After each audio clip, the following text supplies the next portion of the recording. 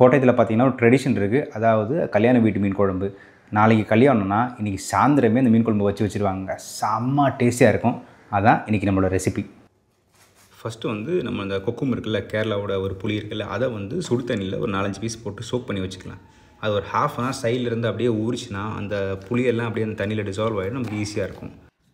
இந்த ஃபிஷ்ஷை வந்து வட்டான்னு சொல்லுவாங்க. நம்ம ஊரில் வந்து வட்டப்பாறைன்னுவாங்க. இது வந்து பர்டிகுலராக நல்லாயிருக்கும் இந்த குழம்புக்காக. அப்படி இல்லைன்னா நம்ம வந்து நம்ம வஞ்சர மீன் இருக்குல்ல, வஞ்சர மீன், அப்படி இல்லைன்னா சூர மீன், இதில் எதாவது யூஸ் பண்ணிங்கன்னா இந்த மீட்டோட ஃப்ளெஷ் எல்லாம் கொஞ்சம் ஃபேமாக இருக்கும். இந்த குழம்புக்கு வந்து ரொம்ப சூப்பராக இருக்கும். இப்போ வந்து நம்ம அடுத்த ஸ்டெப்புக்கு போகிறோம். ஃபஸ்ட்டு வந்து புளி ஊற வச்சுட்டோம். அதுக்கப்புறம் ஃபிஷ் கட் பண்ணியாச்சு. இப்போ வெஜிடபிள் வந்து ப்ரிப்பரேஷன் பண்ணி வச்சுக்கலாம். நான் இஞ்சி பூண்டை வந்து நீளமாக கட் பண்ணியிருக்கிறேன், நம்ம தீக்குச்சி மாதிரி. அதுக்கப்புறம் ஒரு பச்சை மிளகாவை ஸ்லைஸ் பண்ணியிருக்கேன். இந்த குழம்புக்காக சின்ன வெங்காயம் மட்டும் தான் யூஸ் பண்ண போகிறோம். சின்ன வெங்காயத்தை இந்த மாதிரி பொடிசாக நறுக்கிக்கலாம்.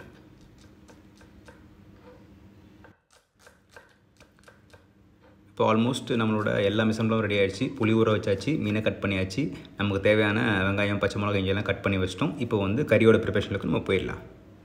ஒரு மண் சட்டியில் தேங்காய் எண்ணெய் ஊற்றிக்கங்க. தேங்காய் எண்ணெய் உங்களுக்கு பிடிக்கலாம், நல்லெண்ணெய் கூட யூஸ் பண்ணிக்கலாம். ஆனால் ஆக்சுவல் ஃப்ளேவர் வந்து தேங்காய் எண்ணெயில் தான் வரும். கடுகு போட்டு, கடுகு வெடித்ததுக்கப்புறம் வெந்தயத்துக்கு அப்புறம் நீளமாக கட் பண்ணி வச்சுருக்கிற பூண்டும் இஞ்சும் போட்டு லைட்டாக வதக்கிக்கலாம். இந்த கறி வந்து ஸ்பைசியான கறி. இதில் மிளகாத்தூள் அதிகமாக யூஸ் பண்ணுவோம். பச்சை மிளகாய் ஏன் போடணும்னா, பச்சை மிளகாவுக்கு வந்து ஒரு பஞ்சண்ட் ஸ்மெல் கிடைக்கும். சாப்பிடும்போது கொஞ்சம் ஃப்ளேவராக இருக்கும் நம்ம குழம்பு. அதுக்கப்புறம் கறிவேப்பிலை. இதெல்லாம் லைட்டாக வதங்கினதுக்கப்புறம் என்ன பண்ண போகிறோன்னா, சின்ன வெங்காயத்தை போட்டு, சின்ன வெங்காயம் வந்து பொன்னிறமாக வதங்கணும்.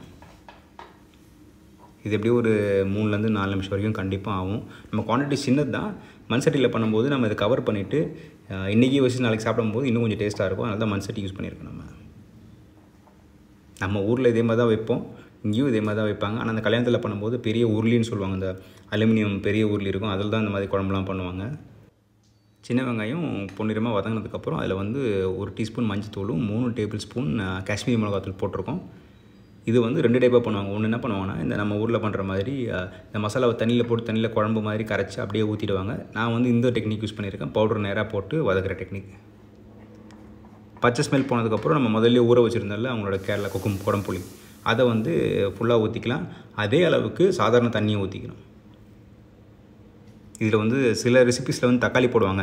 ஆனால் ஒரிஜினலாக நீங்கள் இந்த கோட்டயம் ஸ்டைலில் இந்த கல்யாண ஃபிஷ் கறிக்கு தக்காளி வராது. கல்லுப்பு யூஸ் பண்ணியிருக்கேன். சாதாரணமாக ரெகுலர் உப்பு யூஸ் பண்ணிக்கலாம். கல்லுப்பு யூஸ் பண்ணால் இன்னும் கொஞ்சம் டேஸ்ட் நல்லாயிருக்கும். இப்போ நம்ம கட் பண்ணி வச்சா மீன் இதில் போட்டுக்கலாம். இப்போ வந்து கல்லுப்பு வந்து கரையிறதுக்கு எப்படியும் கொஞ்சம் நேரம் ஆகும். அதனால் நம்ம உப்பு டேஸ்ட் பண்ணாலும் அந்தளவுக்கு உப்பு உரைக்காது. அதனால் நல்லா கொதிச்சதுக்கப்புறம் டேஸ்ட் பண்ணுங்கள். கல் உப்பு நல்லா கரைஞ்சிரும். மீனை போட்டாச்சு. நம்ம மீனை வந்து ஆல்மோஸ்ட் ஒரு ½ அன் ஹவர்லேருந்து ஒரு 45 மினிட்ஸ் வேணால் குக் பண்ணிக்கலாம்.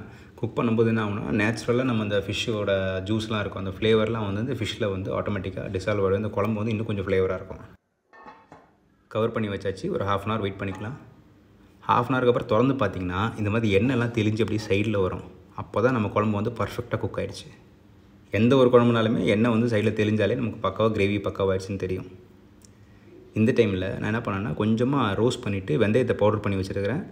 கொஞ்சம் கறிவேப்பிலை, அதுக்கப்புறம் தேங்காய் எண்ணெய், இதை ஊற்றி வச்சுனா நம்ம குழம்பு ரெடி ஆகிடுச்சு. இதை வந்து நீங்கள் டேஸ்ட் பண்ணால் இன்றைக்கி பண்ணிவிட்டு நாளைக்கு சாப்பிட்டு பார்த்தீங்க வச்சுக்கலாம், அவ்வளோ அருமையாக இருக்கும். இது நான் உங்களுக்கு வந்து ஒரு ட்ரிக்கு காமிக்கிறேன். இது நான் என்ன பண்ணேன், மத்தியானமே இந்த குழம்பு பண்ணிட்டேன். சாயந்தரம் இந்த குழம்பு திறக்கும் போது எப்படி இருக்குன்னு மட்டும் பாருங்கள்.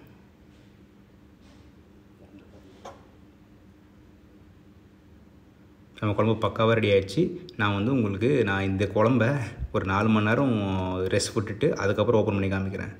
4 மணி நேரத்துக்கு அப்புறம் குழம்பு எவ்வளோ சூப்பராக இருக்குது பாருங்கள். And always remember this, everybody can cook and everybody has to cook.